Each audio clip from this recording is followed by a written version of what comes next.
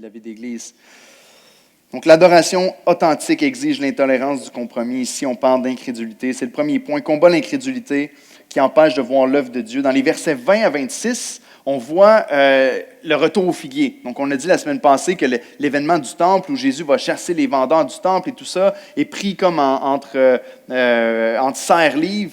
Entre les deux événements où il rencontre les figuiers. Donc, on a vu que Jésus a maudit le figuier, on a compris le jugement qui pesait sur le temple, sur le peuple de Dieu qui s'était rebellé contre lui, qui s'était détourné de sa volonté. Et ici, on revient au figuier, mais cette fois-ci, le Christ vient, continuer sur l'enseignement qui avait déjà commencé, mais il vient apporter une nouvelle enseignement à travers l'exemple du figuier. Il va parler de la foi surtout. Et regardez au texte ici, dans les versets 20 à 26 de Marc 11. Il va dire, lorsqu'il voit le figuier sécher jusqu'aux racines, Pierre se rappelle ce qui s'est passé, puis il dit, il est surpris. Pierre plutôt arrive devant le figuier avec les autres disciples et Jésus, puis il voit le figuier qui est complètement desséché. Pourtant, il a entendu Jésus le maudire, que jamais il porte du fruit. Puis il est surpris, puis il se tourne vers Jésus en disant, comme s'il voulait dire, t'attendais-tu à ça, Seigneur? Il est complètement séché jusqu'aux racines. Ça a marché, ce que tu as fait. Puis Jésus se tourne vers lui, puis il dit, Pierre, ayez foi en Dieu. Ayez foi en Dieu. Puis il va nous donner une explication de la foi ou un enseignement sur la foi et sur la prière que chacun d'entre nous autres, on a de la difficulté à croire. Et j'ai fréquenté plusieurs milieux chrétiens évangéliques et dans tous les milieux, jusqu'à un certain degré, on a beaucoup de difficultés à croire et à comprendre comment vivre et appliquer ce texte-là. Tout ce que vous demanderez, croyez que vous l'avez reçu, vous le verrez s'accomplir. Qu'est-ce que ça veut dire exactement? Comment est-ce que je dois mettre ça en pratique? Et comment je comprends ça avec l'enseignement que Jésus est en train de me donner? Pierre est surpris. Puis Jésus lui dit seulement ces 4 paroles-là, qui sont le centre de cette partie-là du texte. Ayez foi en Dieu. Premièrement, on voit, ayez foi en Dieu, parce que Pierre, j'ai dit que ce figuier-là n'allait pas porter de fruits. Je l'ai annoncé déjà. Et vous avez compris que quand j'ai annoncé que le figuier n'allait plus jamais porter de fruits, que c'était un symbolisme pour parler d'Israël qui ne portait pas de fruits puis qui allait se dessécher, que c'est un jugement qui allait tomber sur Israël. Donc, premièrement, croyez, lorsque l'Ancien Testament dit que quelque chose va se passer, il a été accompli par Christ, non seulement à travers le figuier qui est une image, mais à travers le jugement dans le temple. Et Jésus est en train d'enseigner, croyez, ayez foi en Dieu. Lorsque Dieu dit que quelque chose va s'accomplir, cette chose-là va s'accomplir. Ayez foi en Dieu. Et autrement dit, ayez foi en moi, parce que Jésus est celui qui a prononcé cette parole-là. Crois la parole de Dieu, crois ce qu'il annonce. Dieu avait dit qu'il le ferait. Donc, une des choses qu'on passe à côté très souvent, c'est qu'il est dans un contexte où l'Ancien Testament est en train d'être ouvert devant leurs yeux, puis nous, on passe rapidement au reste de la phrase en disant, mais tout ce qu'on demande va nous être accordé, tout ça. Mais attends, il y a des prophéties qui sont en train d'être accomplies ici. Ce que Jésus est en train d'enseigner, c'est ayez foi en celui qui fait les prophéties. Ayez foi en Dieu. Dieu a dit que ces choses-là allaient arriver, ces choses-là arrivent. Et Jésus fait la transition du jugement sur le peuple vers la foi dans la prière en général. Il nous parle de déplacer des montagnes. On se dit, waouh, c'est extraordinaire. Une des choses que j'aime me rappeler quand je lis ce texte-là, une des choses que j'aime faire aussi, c'est d'aller lire le reste du Nouveau Testament, puis d'essayer de trouver le nombre de disciples qui ont vraiment déplacé des montagnes par la suite. Non. Elle dit, mais si cette parole-là veut vraiment dire, tu peux te promener pour faire du landscaping par la foi, puis commencer à changer les montagnes de place, puis changer les rivières d'endroit, est-ce que c'est ce que le texte veut dire? La réalité, c'est qu'on ne l'a pas vu avec les disciples par la suite, puis on ne l'a pas vu avec l'histoire de l'Église, puis la première Église, puis jusqu'à notre jour. Je n'ai jamais vu quelqu'un déplacer une montagne par la foi. Il y a certainement un jugement ici sur le monde du temple. Lorsque Jésus a dit que le temple allait être détruit, puis qu'on sait qu'il va être détruit dans les années 70 par la suite, et Jean va écrire son évangile spécialement pour adresser les chrétiens qui avaient perdu un peu d'espoir parce que le temple était détruit, mais Jésus fait une prophétie, on sait que la montagne où le temple était établi va être détruit lorsque Titus va arriver pour faire le jugement. Donc lorsqu'il parle de déplacer des montagnes ici, ce que Jésus est en train de faire, c'est ce qu'on appelle en français une hyperbole. Jésus veut encourager la foi des croyants, puis utilise une image qui semble être exagérée pour dire, si vous croyez, vous vous limitez tellement dans votre foi, puis dans vos demandes, dans vos prières. Si seulement vous croyez en Dieu, Dieu va faire des choses dont vous avez de la difficulté à vous imaginer que Dieu peut faire. Si vous mettez votre foi en Dieu. Mais justement, c'est ça le problème. C'est que trop souvent, notre foi n'est pas en Dieu, notre foi est dans nos prières. Trop souvent, notre foi n'est pas en Dieu, notre foi est dans si je prie avec assez d'intensité, si je prie à la même heure à chaque jour, puis si je fais des prières de telle et telle façon, puis ma foi est dans ma prière, puis ma demande, puis si je suis fidèle au Seigneur, puis que j'obéis à ses commandements, puis que je demande de cette manière-là, certainement ces choses-là vont se passer. Jésus ne dit pas « ayez foi dans vos prières », il dit « ayez foi en Dieu ». Ayez foi en celui qui répond aux prières.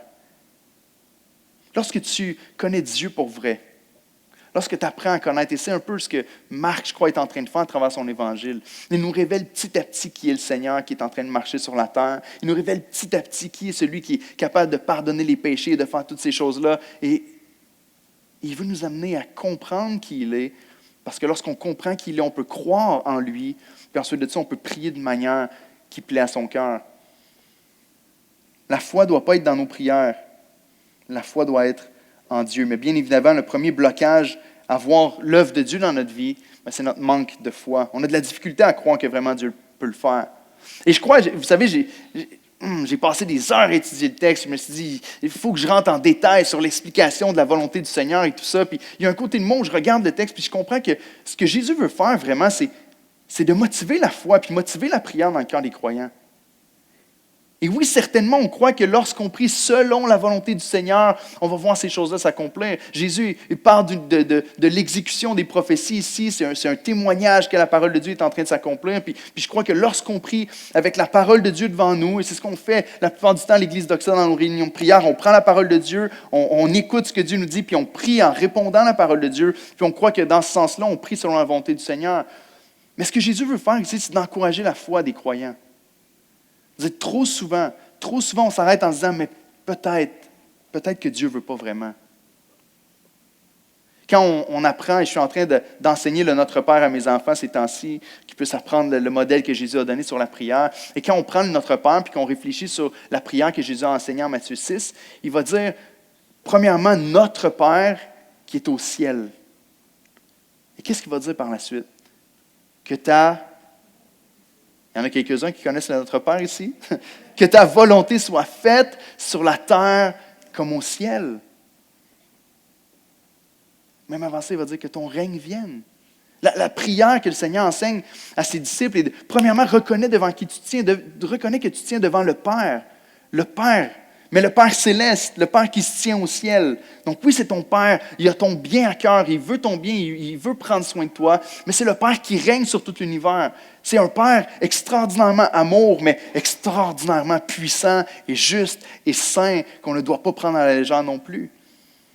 Mais il nous dit que ton règne vienne. La manière dont on doit prier dans nos vies, c'est de dire, Seigneur, ton royaume est annoncé, ta volonté est annoncée dans la parole de Dieu, et mon cœur est que ton règne vienne, que ton règne soit établi sur la terre, que ta volonté soit faite sur la terre comme au ciel. Voici le cœur d'une personne qui comprend vraiment qui est Dieu. Parce que lorsque tu connais Dieu, tu connais que Dieu est bon.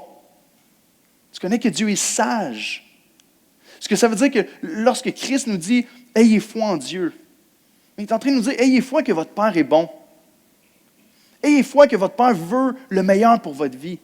Mais ayez foi aussi que votre Père est sage. » Puis que votre Père, il connaît parfaitement ce dont vous avez besoin dans votre vie. Ce qui veut dire qu'il ne va pas toujours nous donner exactement ce qu'on demande. Parfois, on va prier le Seigneur, puis le Seigneur va répondre d'une manière qu'on ne s'attendait pas. Puis certains d'entre nous, des fois, on est portés à perdre la foi à cause de ça. On va dire, Seigneur, ce n'est pas ça que je t'ai demandé. Le Seigneur va dire, mais c'est ça que tu as besoin. Il faut accepter parfois qu'on est un peu comme des enfants. Je vous ai peut-être déjà donné cette illustration-là, mais les enfants qui viennent des fois vers les parents en disant « Mais je veux juste manger des bonbons à chaque repas de la journée. » Pourquoi je ne peux pas manger de chocolat encore juste avant de me coucher? Parce que ça va être terrible. Non, tu ne peux pas. Non, je veux manger juste des bonbons, je veux manger du chocolat. Pourquoi est-ce qu'on ne peut pas manger de la crème glacée à chaque repas? Parce que ce n'est pas bon pour toi. Et si on faisait exactement tout ce que les enfants nous donnent, et malheureusement, parfois, il y en a qui se retrouvent dans cette situation-là dans nos jours. Hein? On nomme personne, mais vous avez des images en tête. Parce qu'on fait juste dire, oui, tout ce que mon enfant veut, je vais lui donner. Je ne veux pas lui faire de peine, je ne veux pas le blesser. Je vais lui donner tout ce qu'il veut. Mais en faisant ça, on lui fait mal parce qu'un enfant n'est pas capable de comprendre ce qui est bon et ce qui ne l'est pas encore pour lui. Il ne comprend pas exactement c'est quoi ses besoins dans sa vie. Et de la même manière, est-ce qu'on est capable d'accepter parfois qu'on n'a peut-être pas l'intelligence et la sagesse de Dieu? Qu'on n'est peut-être pas arrivé à ce niveau-là où on comprend parfaitement tout ce qui nous concerne dans l'univers, mais que Dieu, lui, sait. Le pasteur Timothy Keller disait, si on avait exactement toute la même connaissance que Dieu, si on savait exactement toutes les mêmes choses que Dieu sait, on répondrait exactement de la même manière que lui à chacune de nos prières. Pensez à ça pendant une seconde. Si on avait la même connaissance que Dieu, on répondrait à chacune de nos prières exactement de la même manière que lui le fait. Parce qu'il est bon, il est sage et il sait ce qu'on a besoin. Ici, il nous dit, celui qui ne doute pas dans son cœur, mais croit que ce qu'il dit arrive, il le verra s'accomplir. C'est pourquoi je vous dis, tout ce que vous demanderez en priant, croyez que vous l'avez reçu et vous le verrez s'accomplir. Lorsqu'on prend ce texte-là, c'est effrayant pour nous. Mais je ne vais pas essayer de trop l'adoucir, parce que je crois que c'est important pour nos vies d'avoir plus de foi dans nos prières, puis d'être capable de s'approcher du Seigneur. Parce que, vous savez, on croit que Dieu est souverain ici à l'Église d'Oxa. On croit que Dieu fait tout ce qu'il a décidé de faire, que personne ne peut changer la volonté du Seigneur. On croit que le Seigneur accomplit son plan à merveille depuis le début de l'humanité. Puis parfois, ce que ça peut créer dans notre cœur, c'est qu'on va arrêter de demander des choses à Dieu, puis on va arrêter de prier avec foi, parce qu'on va se dire, de toute façon, Dieu va faire sa volonté. Mais ce n'est pas comme ça que ça fonctionne avec le Seigneur. Le Seigneur dit, « Hey, laisse-moi être Dieu, laisse-moi accomplir mon plan. » Parce que dans sa souveraineté, le Seigneur décide d'agir à travers les prières des saints. Dans sa volonté, le Seigneur décide de sauver les perdus. Comment? Par la folie de la prédication de notre bouche. Donc le Seigneur agit à travers nos actions. Mais on doit laisser Dieu être Dieu. On doit dire, Seigneur, c'est toi qui décides ce que tu vas faire avec ma prière, mais toi, ton rôle, c'est de prier, puis d'amener tes requêtes au pied du Seigneur, puis de dire, Seigneur, je ne sais pas, peut-être que c'est une requête qui est égoïste. Sonde mon cœur, Seigneur, vois de quelle manière est-ce que je te prie en ce moment, mais réponds à la prière que je te fais. Réponds-y de la manière qui va être la meilleure pour moi. Donc, est-ce qu'on arrive en disant, parfait, moi je vais quitter l'église ce matin, je vais aller à la maison, je vais me mettre sur mes genoux, puis je vais dire, Seigneur, fais-moi pousser des ailes dans le dos, j'aimerais voler. Seigneur, donne-moi $1 million dans mon boîte aux lettres quand je vais me réveiller demain matin. Non, mais pas pour des choses pécheresses, je vais en donner à moitié aux œuvres charitables, puis peut-être améliorer ma maison un petit peu, mais tu sais, c'est pour ta gloire, Seigneur. Donne-moi des choses comme ça. Est-ce que le Seigneur va répondre à ça? Écoutez, j'ai entendu le témoignage d'un homme qui s'appelle Francis Chan, qui est un pasteur qui prêche la parole de Dieu aux États-Unis et qui lui, priait ça au Seigneur. Lui disait, Seigneur, j'aimerais ça que tu puisses me donner $2 millions pour que je puisse vraiment faire plus d'œuvres et donner aux missions à l'extérieur parce que je déteste ne pas avoir assez d'argent pour donner aux missions. Finalement, à un certain moment donné dans sa vie, il a décidé d'écrire un petit livre de 100 pages qui s'appelle Crazy Love. Puis il a écrit ça, puis il s'est mis à vendre son livre. Puis finalement, son livre a fait des revenus tellement importants, de plus de $2 millions. Puis il a dit, Seigneur, répondez à ma prière. Puis maintenant, je donne, puis je peux être généreux, puis faire vraiment des œuvres extraordinaires. La réalité, c'est que Dieu nous appelle à avoir foi. Hudson Taylor, un missionnaire, un homme de Dieu et un homme de foi, a dit « Dieu utilise des hommes qui sont assez faibles et fragiles pour s'appuyer sur lui. » Et c'est à quoi le Seigneur nous appelle. Dieu ne nous appelle pas à être des gens qui sont tellement impressionnants. Puis on en connaît tous, des personnes qui viennent et qui peuvent annoncer des grandes choses, puis dire des grandes choses, puis inciter la foi pour des grandes choses. Mais la réalité, c'est que Dieu cherche des hommes et des femmes qui vont être faibles et assez fragiles pour être totalement dépendants du Seigneur, puis s'appuyer sur lui. Le Seigneur, je ne comprends pas la situation dans ma vie, je ne comprends pas les événements qui se passent, mais je crois que quand je m'approche de toi, tout ce que je vais demander en priant, je vais le voir s'accomplir. Pas exactement comme moi je le pense, mais comme Dieu sait le faire. Et il va continuer avec un autre enseignement qui ressemble beaucoup à la prière qui est enseignée dans Matthieu 6, lorsqu'il passe au verset 25 en disant « Lorsque vous êtes debout faisant votre prière, si vous avez quelque chose contre quelqu'un, pardonnez. » Vous connaissez le Notre Père? « Donne-nous aujourd'hui notre pain quotidien. Pardonne-nous nos offenses, comme nous pardonnons aussi à ceux qui nous ont offensés. » Ici, le Seigneur est en train de dire, si vous êtes là, il parle ici principalement de la prière collective lorsqu'on est réunis en Église ensemble. Lorsque vous êtes là ensemble en Église en train de faire les prières, si vous avez quelque chose contre un frère ou une sœur, pardonnez, afin que votre Père qui est dans les cieux vous pardonne aussi vos offenses. Le verset 26 est probablement ajouté pour compléter la prière qui était écrite dans Matthieu 26, mais plus tard dans les manuscrits, parce qu'elle n'est pas là dans beaucoup de manuscrits. Donc, on croit que ce n'est pas originellement Marc qui l'a mis là, mais qui a été inséré un petit peu plus tard. Mais lorsqu'il dit « Si vous ne pardonnez pas votre Père qui est dans les cieux, vous ne pardonnerez pas non plus vos offenses », c'est ce qu'on voit dans Matthieu 18, plutôt, verset 35. Et c'est un passage qui a probablement été rajouté plus tard, mais il reste que le verset 25 nous dit clairement « Si vous avez quelque chose contre quelqu'un, pardonnez ». Donc, il y a deux choses qui nous bloquent dans nos prières et qui nous empêchent de voir la gloire de Dieu et l'œuvre de Dieu être accomplie. Premièrement, l'incrédulité. On manque de foi. Donc, on ne prie pas. Il y en a plein ici, et moi le premier, qui n'osent pas s'approcher du Seigneur pour lui demander un paquet de choses parce que je doute. Je doute de qui il est. Des fois, je fais de la prière un peu trop à propos de moi. Mais je n'ai pas une bonne performance chrétienne cette semaine. Sûrement, le Seigneur ne va pas me l'accorder. Si je réussis à faire un petit peu mieux la semaine prochaine, peut-être que là, je vais oser lui demander des choses. Quand on fait ça, on regarde à nous. On se dit, mais la prière, donc la réponse à la prière dépend de moi. Non, ça dépend de lui. Donc, le fait qu'on ne demande pas, c'est parce qu'on manque de foi. Mais deuxièmement, le manque de pardon peut être un obstacle à la prière. Clairement dans le texte ici. Jésus nous dit, lorsque vous priez, avant même de demander, lorsque vous êtes debout en faisant vos prières, pardonnez. Et peut-être que le Seigneur veut exactement appeler quelqu'un ce matin à faire la même chose. Peut-être directement avant quelqu'un qui est dans la salle. Regardez-les pas, OK? On ne veut pas garder ça entre vous autres, mais peut-être que Dieu veut appeler quelqu'un ici. Peut-être que c'est à l'intérieur d'une famille. Peut-être que c'est des relations frères et sœurs. Mais pardonnez. Le manque de pardon est un obstacle à la prière dans nos vies. Et je sais que le pardon, c'est compliqué, puis que ça passe par plusieurs étapes, puis que c'est difficile. Pardonner ne veut pas dire que la confiance est pleinement rétablie, mais le Seigneur t'appelle à pardonner ce matin. Et peut-être que la prière que tu as besoin de faire, c'est « Seigneur, aide-moi à accorder le pardon à quelqu'un. » Peut-être que la personne n'est pas ici.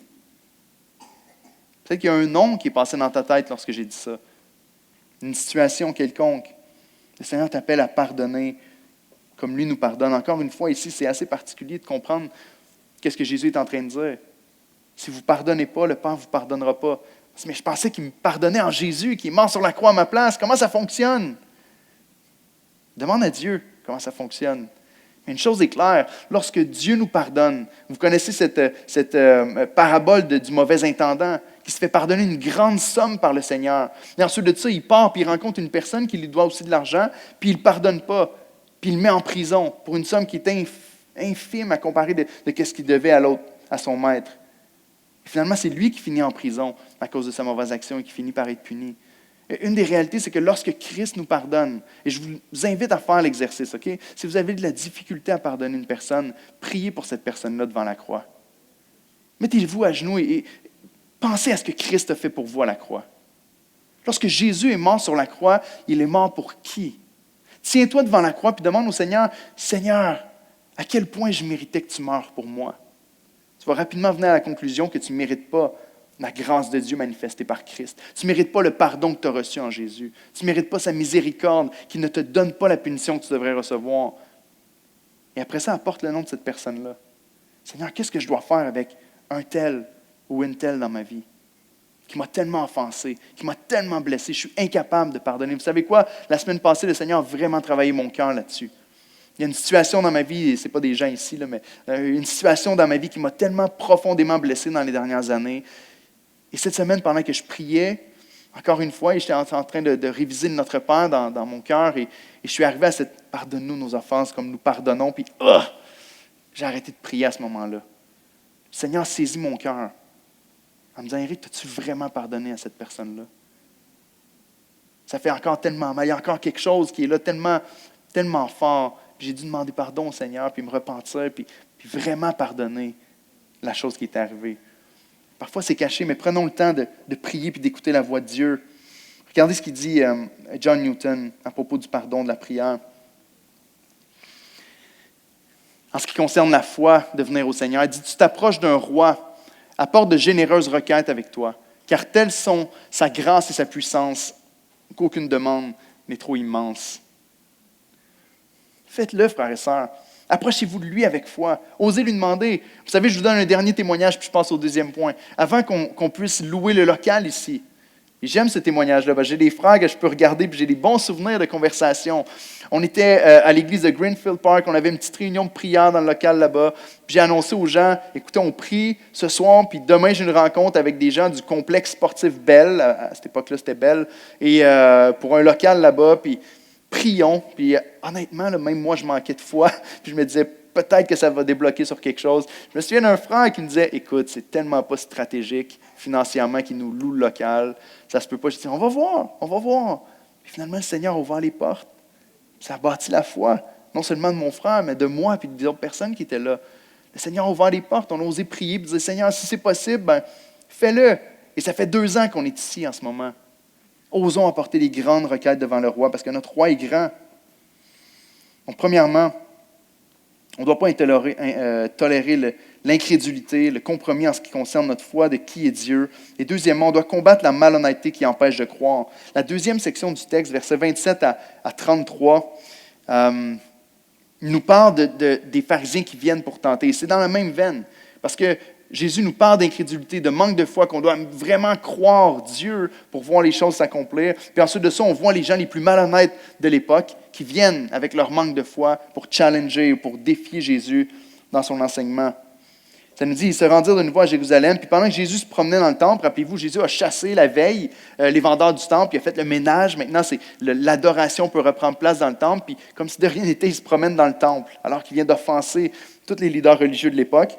Puis là, eux, ils viennent. Pendant que Jésus se promène dans le temple, les principaux sacrificateurs, les scribes et les anciens vinrent à lui. Je ne sais pas s'ils étaient tous là en même temps, mais c'est un groupe d'environ 70 personnes. Je ne sais pas s'ils viennent comme à la charge tous ensemble, mais il y a une quantité de chefs religieux qui viennent se présenter devant Jésus, puis lui disent, « Par quelle autorité fais-tu ces choses? » Quelle chose? Bien, vider notre temple, puis enlever notre source de revenus qu'on avait établie depuis si longtemps. Par quelle autorité fais-tu ces choses et qui t'a donné l'autorité de les faire? C'est qui l'autorité du temple à ce moment-là? C'est les pharisiens, c'est les scribes, c'est les sacrificateurs. C'est eux qui gèrent, c'est eux qui ont l'autorité de gérer ce qui prend place dans le temple. Puis là, ils viennent voir Jésus qui est là comme Jésus de Nazareth, un gars qui n'est pas connu pourtant, qui n'est pas un scribe ou un pharisien, qui n'est pas un des leaders religieux, puis qui prend l'autorité de vider le temple. De quelle autorité tu fais ça? On l'a vu ensemble. Jésus, c'est Dieu fait chair. C'est la gloire de Dieu qui descend du mont des Oliviers et qui revient dans le temple après avoir quitté le temple dans Ézéchiel. C'est Dieu lui-même qui revient dans son temple et qui fait le ménage. Mais eux arrivent en disant, nous, on ne t'a pas donné l'autorité. Et si nous, on ne t'a pas donné l'autorité, il n'y a personne d'autre qui peut te donner l'autorité dans le temple ici. C'est ce qui t'a donné l'autorité. De quelle autorité tu fais ça et qui t'a donné cette autorité-là? Et Jésus, avec une sagesse extraordinaire, va leur poser une question. Et c'était une habitude que les pharisiens avaient lorsqu'ils échangeaient, les théologiens de l'époque. Lorsqu'ils échangeaient ensemble, ils pouvaient discuter sur un point, puis ils pouvaient reposer une question pour pouvoir échanger avec l'autre personne. Et Jésus va leur dire ceci.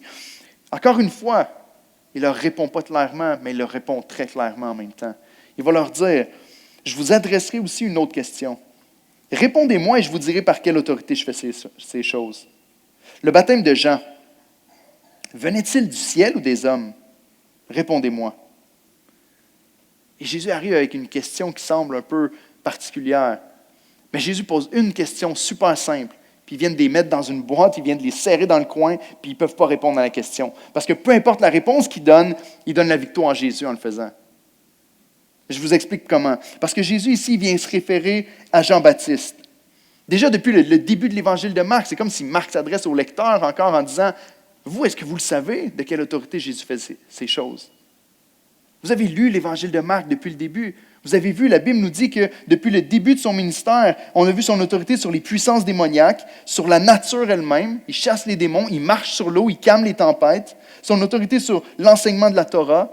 Lorsqu'il enseigne la Bible dans le temple, les pharisiens même sont frappés et ils se disent, mais de quelle autorité il peut enseigner de cette manière où Jésus même enseignait avec autorité, pas comme les pharisiens.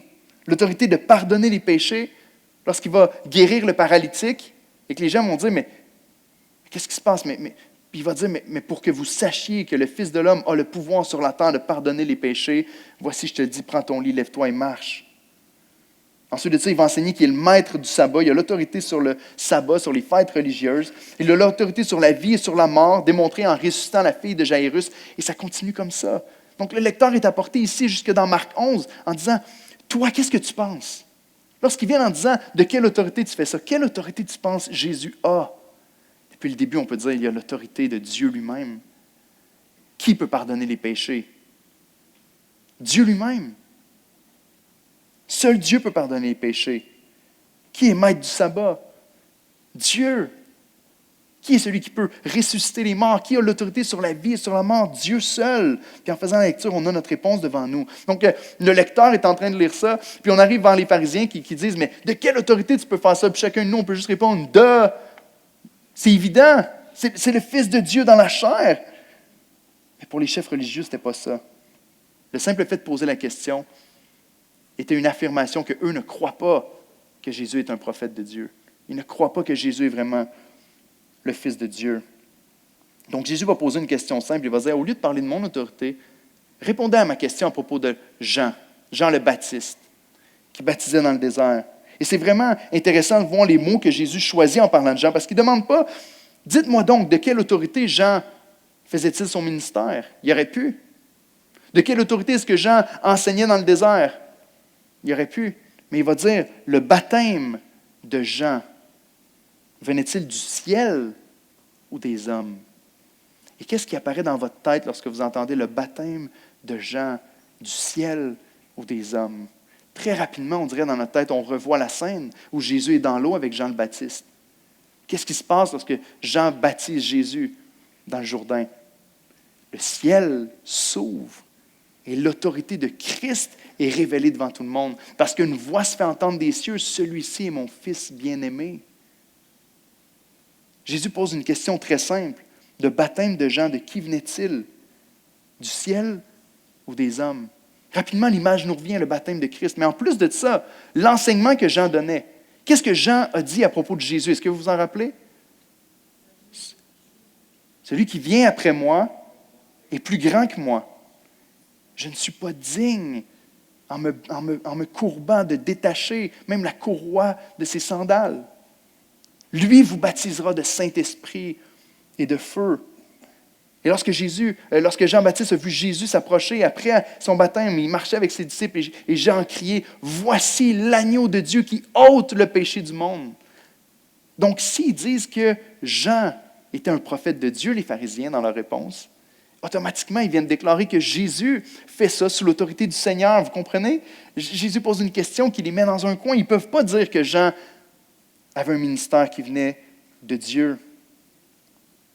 Et Jésus va utiliser cette phrase très bientôt, « Tu es mon Fils bien-aimé » dans sa parabole. Donc ici, les pharisiens sont pris. Ils sont pris. Et la réalité, c'est qu'ils sont extrêmement malhonnêtes. Parce qu'ils savent. Les pharisiens savent que Jean, tout le peuple ici, regardez dans le texte, ça nous dit au verset 31, « Mais ils raisonnèrent ainsi entre eux. Si nous répondons du ciel, il dira, pourquoi n'avez-vous donc pas cru en lui? » Verset 32, « Et si nous répondons des hommes, ils craignaient le peuple, car tous tenaient réellement Jean pour un prophète. » Donc ils sont pris, ils ne peuvent rien dire. Parce que s'ils disent, non, Jean n'était pas un homme de Dieu, Jean n'était pas un prophète de Dieu, ce n'était pas par l'autorité du Seigneur qui faisait les choses, le peuple va se lever contre eux, puis va les renverser. Puis eux, ils ont une grande crainte des hommes, contrairement au Seigneur. Ils ont peur de la vie des hommes. Ils ont peur de ce que les autres vont penser de eux. Et donc, ils ne peuvent pas répondre ça. Est-ce que c'est votre cas? Est-ce que votre définition de qui est Christ change à cause de la peur des hommes? Est-ce que c'est une crainte qu'on a dans notre cœur, trop souvent? Est-ce que ça nous empêche d'être fidèles au Seigneur parce qu'on a peur de ce que les gens vont répondre lorsqu'on va leur parler qu'on est un témoin de Christ? Lorsqu'on va parler de Jésus et qu'on se tait finalement parce qu'on se dit, mais si je leur parle de ça, ils vont dire que je suis fou, ils vont penser que je suis pas normal, ils vont penser que c'est ridicule, j'aime mieux me taire. Est-ce que la crainte des hommes fait en sorte qu'on est infidèle au Seigneur? Mais eux ici sont malhonnêtes parce que leur vraie position, c'est qu'ils ne croient pas que ni Jean ni Jésus sont des hommes de Dieu. Que ni l'un ni l'autre agissent sous l'autorité de Dieu. Et au lieu de protéger le peuple, parce que dans leur tête, s'ils croient que c'est des faux prophètes, comme c'est le cas, ils auraient dû protéger les croyants, ils auraient dû protéger les Juifs et les gens dans le temple, en disant ces hommes-là sont des faux prophètes. Mais ils ont tellement peur de la réaction des gens qu'ils qui préfèrent dire rien. Nous savons. On ne le sait pas, Jésus. Est-ce que dans ta réflexion à propos de qui est Dieu, est-ce que dans ta compréhension de l'Évangile, lorsque tu lis la Bible, lorsque tu parles de Dieu avec les autres, est-ce que tu as cette même réflexion-là dans ta tête? Est-ce que tu es capable d'approcher le texte, d'approcher la connaissance de Dieu avec honnêteté, en disant, je veux vraiment comprendre qui est Jésus. Et si les faits sont là, parce que les preuves sont là depuis le début de l'Évangile, les preuves de qui est Jésus sont juste là devant leurs yeux. Mais ils l'approchent d'une manière très malhonnête en disant non. On ferme les yeux sur ces preuves-là parce que quoi? Parce qu'on a peur de la réaction des gens et parce qu'on a peur de perdre notre autorité. On a peur de perdre. C'est nous qui dirigeons ici. C'est notre règne. En plus de ça, ils ramassaient l'argent des gens dans le temple. Ils s'enrichissaient sur le dos des gens, ils profitaient d'eux. On a peur de perdre notre petit royaume qu'on s'est bâti. Et même si Dieu dans la chair est devant nous, il vient se révéler à nous, on va le rejeter parce que je ne veux pas perdre le contrôle sur ma vie et sur mes actions. Et je ne veux surtout pas que les gens aient une mauvaise opinion de qui je suis. Malheureusement, c'est le cas de bien d'entre nous. Lorsqu'on est incapable de suivre Dieu fidèlement dans notre vie, est-ce qu'il y a des sphères de ta vie dans lesquelles tu es incapable de suivre le Seigneur parce que tu as la crainte des hommes ou bien encore parce que tu as peur de perdre le contrôle sur une partie de ta vie? Daniel Ekin a dit ceci. Pour de nombreuses personnes, le véritable problème n'est pas la preuve. Le problème est interne. C'est nous-mêmes et notre péché. Les idoles du cœur sont le véritable problème. Les idoles du cœur ont endurci le cœur des pharisiens et des scribes ici devant Jésus. Leur amour de l'argent, leur amour du contrôle et du pouvoir fait en sorte qu'ils ne voient pas Christ pour qui il est et qu'ils le rejettent. Quelles sont les idoles dans ta vie qui t'empêchent de suivre Christ à 100%? Vous savez, même en tant qu'enfant de Dieu, parfois on peut recommencer à adorer les idoles un petit peu.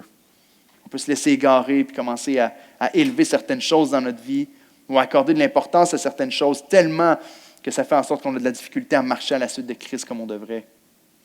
Puis Jésus va nous donner la fin de ces personnes-là avec la parabole qu'il nous donne au chapitre 12. C'est le dernier point. Si ces hommes-là continuent dans leur malhonnêteté, si ces hommes-là continuent à s'opposer à Christ à cause de leur idolâtrie, eh bien, tout ce qui va rester, c'est l'endurcissement qui les empêche d'être sauvés. Donc, dernièrement, combat l'endurcissement qui t'empêche d'être sauvé. Et versets 1 à 12, rapidement, on l'a lu ensemble, la parabole de la vigne.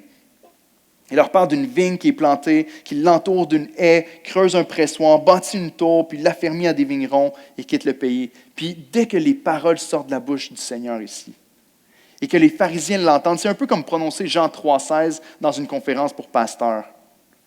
Tout le monde connaît le verset. Tout le monde sait de quoi il parle. Et ici, alors que Jésus commence avec ces paroles-là pour parler du péché des pharisiens, ces gens-là entendent Ésaïe 5, versets 1 à 7 dans leur tête, que David nous a lu avant le service.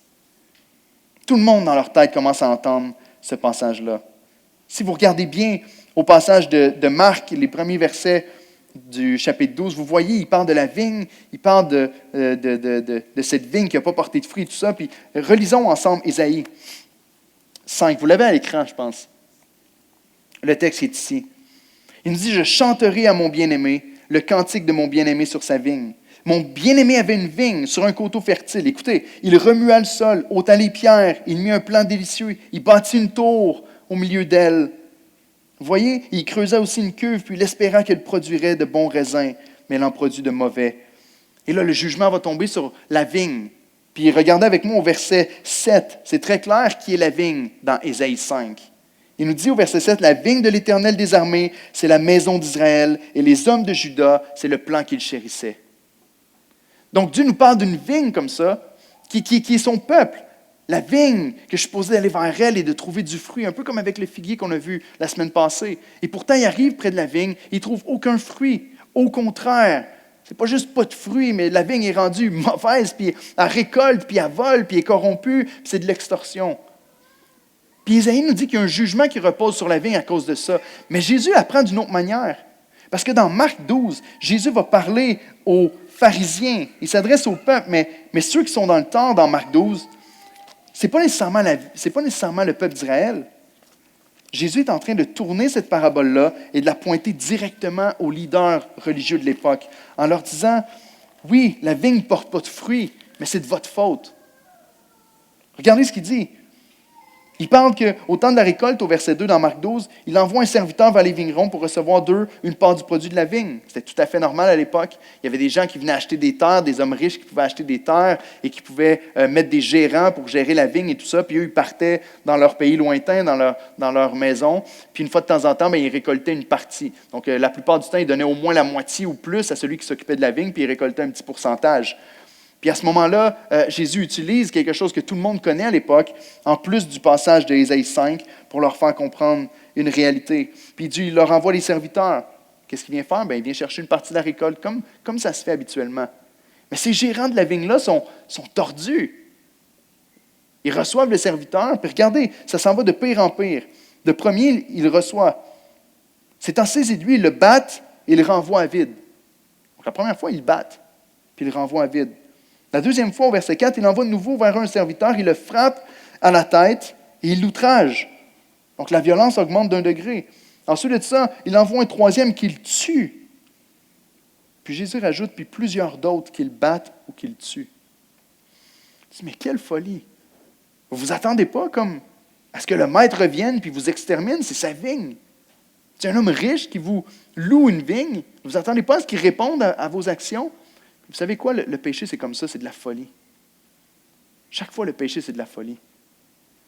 On fait des choses, on vit des actes, on commet des péchés en oubliant totalement que Dieu existe pour de vrai, que Dieu nous voit, puis qu'il y a réellement un jugement qui vient à la fin de nos jours. Et eux, ils commettent ces atrocités, ils tuent les serviteurs. Mais voici le plan de Dieu. Puis encore une fois, tout de suite après avoir parlé du baptême avec Jean, tout de suite après avoir parlé de cet événement-là où Jésus, il y a eu le ciel qui s'est ouvert, puis des paroles qui ont été prononcées. Jésus donne une parabole au verset 6, il dit, « Il avait encore un fils bien-aimé. » Il l'envoya vers eux, le dernier, en disant, « Ils auront du respect pour mon fils. » Mais ces vignerons dirent en eux, « Voici l'héritier. Venez, tuons-le, et l'héritage sera à nous. » Jésus fait clairement référence à lui-même. Ici, l'expression « venez, tuons-le » est utilisée une fois dans l'Ancien Testament. Exprimé comme ça, c'est utilisé une fois dans l'Ancien Testament. C'est dans Genèse 37, avec Joseph. C'est la seule fois où les frères disent « venez, tuons-le ».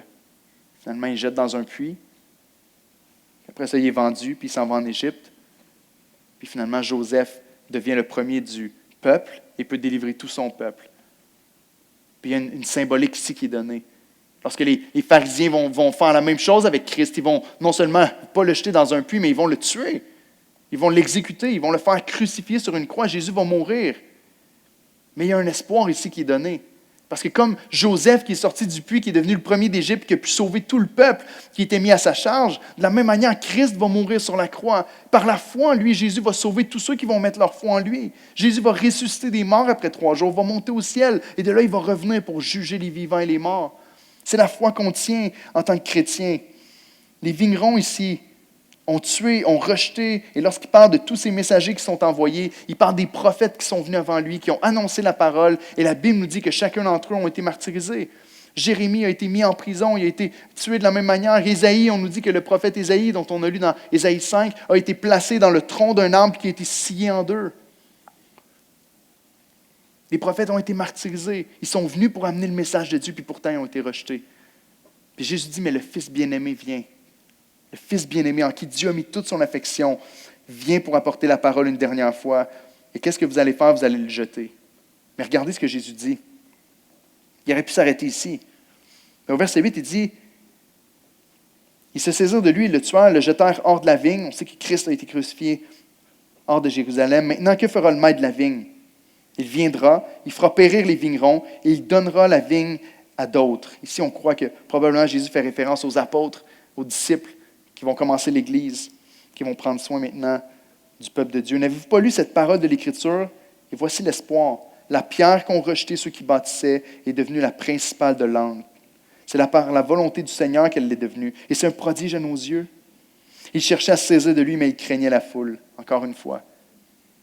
Ils avaient compris que c'était pour eux que Jésus avait dit cette parabole, et ils le quittèrent en s'en allant. La réalité, c'est que le jugement de Dieu va vraiment tomber sur le temple, le jugement de Dieu va vraiment tomber sur les pharisiens et sur les leaders religieux de l'époque. Mais ce que Jésus est en train de dire, c'est que c'est vrai que vous allez me tuer. Le Fils de l'homme va venir, le bien-aimé de Dieu va venir. C'est vrai qu'il va être tué, qu'il va être cloué sur une croix, mais ce ne sera pas la fin. Parce que la pierre qu'ont rejetée ceux qui bâtissaient est devenue la principale de l'angle. Et sur Christ, l'Église maintenant va être bâtie. Le peuple de Dieu, ce n'est pas un remplacement du peuple d'Israël, mais tous ceux qui vont être sauvés, juifs comme non-juifs, vont faire partie de ce peuple de Dieu maintenant. Et Christ est la pierre angulaire. Le message va être prêché dans les nations. L'Église va être bâtie. Jusqu'à aujourd'hui, on continue d'entendre le message de l'Évangile dans nos oreilles. Et on peut être sauvé par Christ. La pierre, et encore c'est le psaume 118 qui a été cité lorsque Jésus est entré à Jérusalem. Mais par le rejet et l'incrédulité des hommes rebelles, le salut est entré dans le monde. Puis je reviens à la prière de la foi. Est-ce qu'on ne peut pas arriver à s'imaginer que parfois, lorsque la réponse nous semble être complètement le contraire de ce qu'on a prié, lorsque les choses semblent aller mal, est-ce qu'on ne peut pas s'imaginer que peut-être à travers les troubles et les difficultés et les choses que je ne comprends pas dans ma vie, Dieu est en train d'exécuter un plan extraordinaire, qui est en train d'accomplir sa volonté dans ma vie? Parce que le moment le plus atroce de l'humanité, le moment où la méchanceté de l'homme s'est fait voir à son maximum dans l'humanité, a été le moment où la grâce et l'amour et la bonté, la sagesse et la puissance de Dieu s'est fait voir au maximum dans toute l'histoire de l'humanité. Ça, c'est notre Dieu. Et c'est ce Dieu-là qu'on prie. C'est vers ce Dieu-là qu'on s'approche. Et c'est ce Dieu-là qu'on veut chanter ensemble en terminant. Je vous donne une citation de Charles Spurgeon et ensuite on prie. Spurgeon a dit ceci à propos de Christ. Il a dit, l'affaire avec Jésus, c'est que si vous le rejetez, il répond avec des larmes. Si vous le blessez, il saigne la purification. Si vous le tuez, il meurt pour racheter. Si vous l'enterrez, il ressuscite pour apporter la résurrection. Jésus est l'amour manifesté. Amen, Église. C'est notre Christ, c'est notre Sauveur. Approchons-nous de lui avec assurance, avec foi, que notre Dieu fait au-delà de ce qu'on demande et de ce qu'on pense. Donc, on veut chanter un dernier chant ensemble. Je vais prier pour nous. Je crois que le Seigneur et je crois que l'évangéliste Marc nous appelle, alors qu'on écoute ce message-là, à sortir nos lunettes d'ornithologue, à prendre notre œil américain, puis à explorer avec sagesse et discernement ce qui est dit à propos de Christ dans le texte. Puis à dire, qui est vraiment cet homme-là qu'on étudie ensemble? Puis arriver à une conclusion. Mais honnêtement, approchez le texte, approchez la parole de Dieu avec honnêteté et authenticité. Puis dites-moi qui est vraiment Christ. Seigneur, on te remercie pour ta parole puissante et vivante. On te remercie pour ta parole qui est agissante, plus tranchante qu'un épée quelconque à deux tranchants, séparant jointure et moi, jugeant les pensées et les sentiments du cœur. Et ce matin, je te prie de faire exactement ça, Saint-Esprit, par ta parole dans nos cœurs. Regarde dans nos vies, mon Dieu, si on n'est pas un peu malhonnête dans la manière qu'on t'approche parfois. Je te prie d'adresser les doutes et les questionnements. Peut-être certaines personnes ici qui se disent, mais je sais que c'est le Messie, mais je veux pas plier le genou devant lui. Parce que je sais que si je me donne à Jésus-Christ, je vais être obligé de changer telle et telle chose dans ma vie, puis je veux garder le contrôle sur ça. Je te prie de parler au cœur, mon Dieu, par ton esprit. Je te prie de parler à chacun d'entre nous, mon Dieu, qui doute dans la foi. On a peur, parfois on a la crainte de te demander des choses. Parce qu'on doute que tu vas répondre favorablement, puis on se dit, certainement, le Seigneur ne va pas m'accorder cette requête. Au lieu de te voir comme étant le bon Dieu, le Dieu sage qui va y répondre de la meilleure manière qui soit, et que même à travers des réponses qui ne nous plaisent pas parfois, on peut reconnaître que tu es en train de faire exactement ta volonté, pour nous transformer à l'image de Christ, pour te glorifier dans nos vies. Comme cet homme que le peuple cherchait pourquoi il était malade, et que Jésus a dit, c'est pour la gloire de Dieu qu'il est malade. Je te prie de ramener peut-être plusieurs personnes à toi ce matin, qui sont ici, puis peut-être le doute, les questionnements, le fait de ne pas te connaître vraiment bien fait en sorte qu'on s'est éloigné depuis un bout de temps, qu'on a de la difficulté à te chercher pour de vrai, à te prier. Je te prie, mon Dieu, de réconcilier plusieurs cœurs à toi. Glorifie-toi dans nos vies, mon Dieu. Ce qu'on te dit en gros ce matin, c'est qu'on a besoin de toi.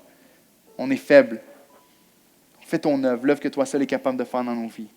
Et que Christ puisse briller comme ce joyau précieux à nos yeux. Jusqu'à notre mort, on te le demande en Jésus-Christ, ton Fils. Amen. On peut se lever chanter.